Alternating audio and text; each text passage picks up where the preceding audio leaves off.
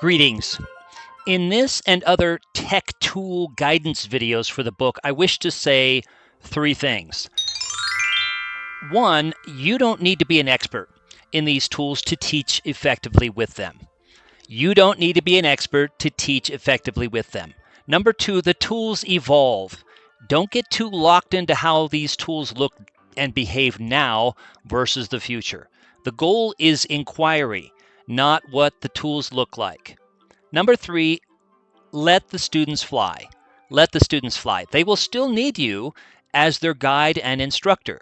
You're the one framing the inquiry, setting the context, etc. But they will quickly be able to use these tools. I argue that these tools are far less complicated than most of the computer games the students are playing on a regular basis. So don't stress about move here and click on this layer, etc. I hope those three things are encouraging and comforting. Let's chat briefly about Gapminder basic skills. Gapminder was created by an independent foundation in Sweden with a goal to promote world understanding through easy-to-use, powerful graphs, data, maps, videos, and photographs. Gapminder opens with a screen inviting you to take quizzes about socioeconomic, population, and health variables. This book's primary use of Gapminder is its charts and maps.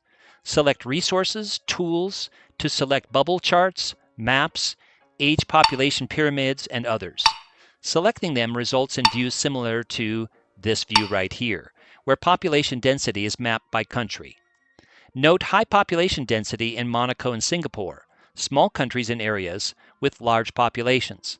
From the maps, bubble charts, trends, or population pyramids interface, check out gapminder.org.